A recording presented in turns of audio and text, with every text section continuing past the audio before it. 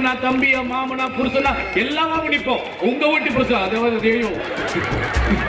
தம்பியா மாமனா புருஷனா எல்லாமே நிப்போம். தம்பியா மாமனா புருஷனா தம்பியா மாமனா புருஷனா அதாவது உங்கள் கணவன் உங்கள் கணவர் உங்கள் பின்னாடி நிற்பார்.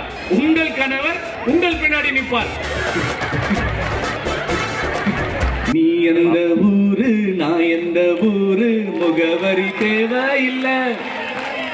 நீ என்ன உறவு நான் என்ன உறவு சொந்தத்தில் அர்த்தம் இல்ல. தொப்புள் கொடி உறவா அடமேட்டு கொடி உறவா அட உன்னை யாரோ பெத்திருக்க என்ன யாரோ பெத்திருக்க ஆனாலும் நீ நானும் அண்ணன் தம்பிடா.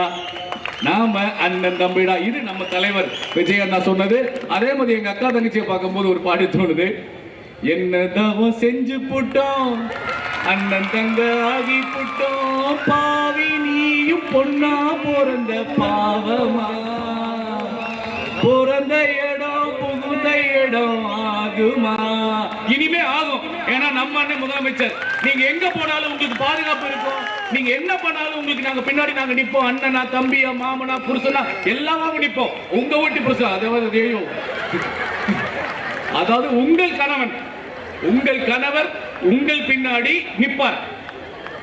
உங்கள் கணவர் உங்கள் பின்னாடி நிற்பார். உங்கள் அண்ணன் உங்கள் பின்னாடி நிற்பார். உங்கள் தம்பி உங்களுக்கு பின்னாடி நிற்பார். ஆண்கள் பெண்களுக்கு பின்னாடி உங்கள் உரிமைகளையும் உங்களுடைய சாதனைகளையும் செய்வதற்கு ஆண்கள் நாங்கள் துணையாக இருப்போம். அது மாத்தி ஒரு ட்ரோல் பண்ண போறாங்க. பண்ணட்டும். உணர்ச்சி வசம் அதான் ஹிட்லைட்டா. ஐயோ ரைட்டு. அதான் அண்ணன் சொல்லுவாரு உணர்ச்சி வசப்படாதீங்கடா பார்த்து பேசுங்கடா அப்படின்னு.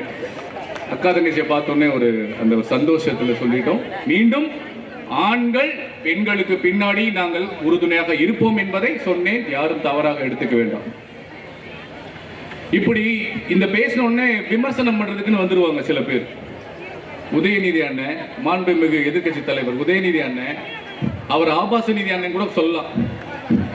அப்புறம் நயினார் நாகேந்திரன். இப்போ ஒரு தஞ்சாவூர் எம்எல்ஏ இங்க வந்திருக்காரு. துரை செந்தில்குமாரா அவர் பேரு சந்திரசேகரன்.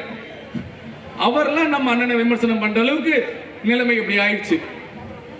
நான் கேட்கிறேன் துரை செந்தில் அண்ணனை, எங்க அண்ணனுக்கு நடிக்கவும் தெரியும் நடிக்காம எப்படி உண்மையா இருக்கவும் தெரியும். உங்களை மாதிரி ஸ்டேஜ்ல நடிக்கிற ஆள் கிடையாது. சினிமாவில் கேமரா முன்னாடி நடிக்கிறவரு.